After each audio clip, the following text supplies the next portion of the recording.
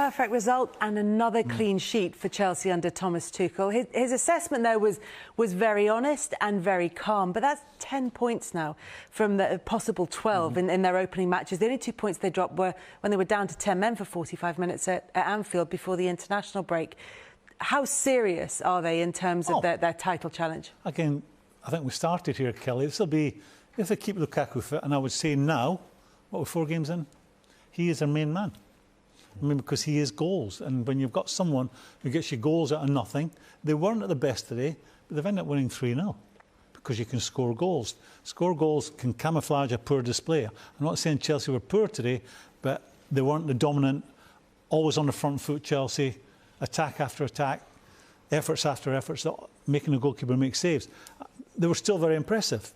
You know, still very impressive. That first half, you have to give great credit to Aston Villa. They took the game to Chelsea. There was no inferiority complex going to the home of the team at the Champions League, the champions of Europe last year. So I see Chelsea as very, very dangerous, providing they can keep the main men fit and Lukaku being the main man of the main men. The first thing he appeared to address was the defence. That's 22 clean sheets out of 35 in all competitions now under Thomas Tuchel. But compared to last season, when their conversion rate was 10%, which was 14th, it's now up to 17%, and they're second. Not only the second in that, second in the league as well. Well, yeah, that was the missing piece. I mean, we saw last season, Timo Werner had a lot of opportunities to score, didn't take some of them, and that cost them points last season in some of the big games. But when you look at, obviously, defensively, I mean, I think no one's kept more clean sheets than them since Thomas Tuchel's been in charge of Chelsea. When you then look for their team where the weaknesses are, you'd say it was that one position which was centre forward, and you just sit there with the stats, they've addressed that. And when you've got someone like Lukaku, who is the finished article, we saw with his 2 finishes today, very different finishes, one on his right, one on his left. But not only that, it's his movement to create opportunities as well. And I think by him even moving, he's going to create opportunities for other people like Werner, Kai Havertz, people like with this type of movement. So that was the one missing piece of that jigsaw, was the centre forward. And not only did they get one, they got one of the best in world football. You know what I really like about him, which we've not highlighted, but I mean, next time you watch him play, when there's a pass on that he feels he should get, his body language is perfect. He's applauding the guy for not giving it to him, if you like. It's not like throwing the hands in the air where you get some big players, you know, showing frustration. He's a proper team player. I think he's grown up a lot since he's been in Italy. You know, I've played in Italy. I went when I was an old boy, but, you know, for the young players, it's all about what the team does, and it's all about the team. And that's the only thing that matters. And I think he's learnt that. You know, and there was one particular incident in the second half when I think it was Ziyech didn't find him with an obvious pass, and then the camera went away, but I kept my eye on him, and he was applauding Ziyech for even attempting to get the ball to him. I think he's near enough the complete striker, because I come back to it. He's not brilliant at anything, but he's very good at everything.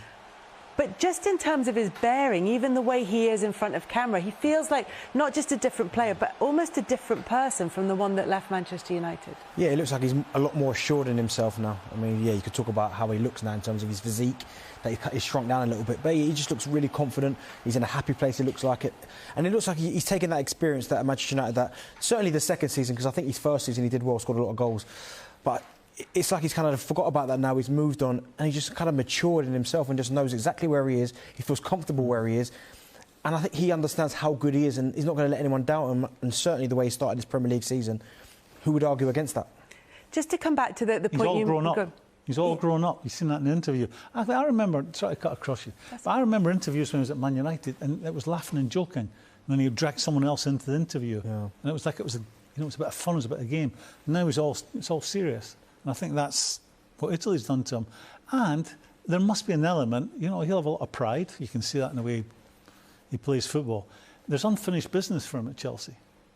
You know, that his first goal at Stamford Bridge, which is astonishing because he wasn't a bad player when he was younger either. But there'll be an element that he feels is unfinished business for him, that he still maybe has to prove a point to some doubters that are at Chelsea.